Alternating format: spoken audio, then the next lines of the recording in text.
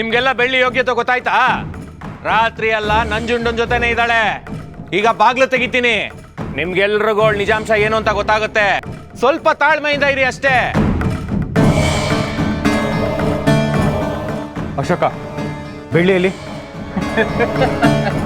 ಇದೊಳ್ಳೆ ಕಥೆ ಆಯ್ತಲ್ಲಯ್ಯ. ಬೆಳ್ಳಿನ ಇವಾಗ ಬಂದು ಕೇಳ್ತಾ ಇದ್ಯಾ?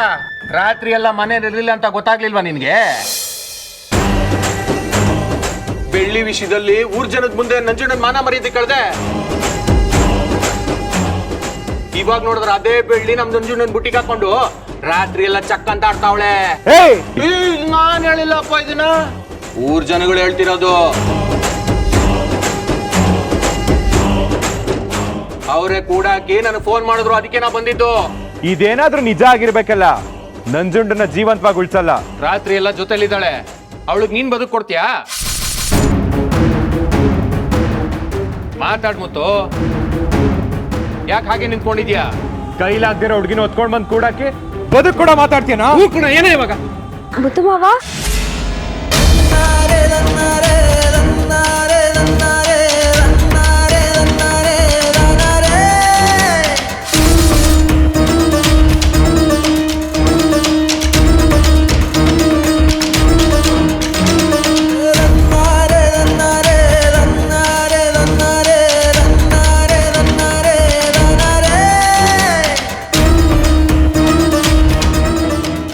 ಬೆಳಿ, ನಿನ್ಗೇನು ಆಗಿಲ್ಲ ತಾನೆ?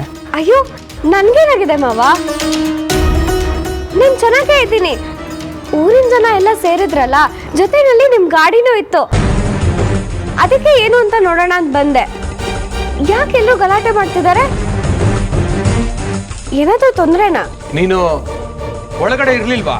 ಏನ್ ಮಾತಾಡ್ತಿದ್ದೀರಾ ಅಶೋಕ್ ಮಾವ? ನಾನ್ ಯಾಕೆ ಈ ಮನೇಲಿ ಇರ್ಲಿ? ಇದೇ ನಮ್ಮನೆನಾ? ಏನೋ ಇದು, ಅವಳು ನೋಡಿದ್ರೆ ದೇವಸ್ಥಾನದಿಂದ ಬರ್ತಿದ್ದೀನಿ ಅಂತಿದ್ದಾಳೆ, ನೀನ್ ನೋಡಿದ್ರೆ ಒಳಗಡೆ ಇದ್ದಾಳೆ ಅಂತಿದ್ಯಲ್ಲ. ಊರವ್ರನ್ನೆಲ್ಲ ಸೇರಿಸಿ ದಡ್ರು ಮಾಡ್ತಿದ್ಯಾ?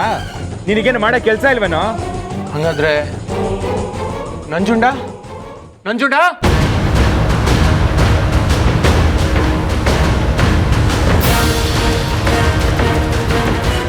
ನಂಜುಂಡ, ನಂಜುಂಡ, ಅಯ್ಯೋ ದೇವ್ರೆ, ಏನಾಯ್ತು? ಇವ್ನಿಗೆ ರಕ್ತ ಎಲ್ಲ ಹೋಗಿದೆ. ಏಯ್, ಎತ್ಕೊಳ್ರಿ ಹಾಸ್ಪಿಟಲ್ ಹೋಗೋಣ.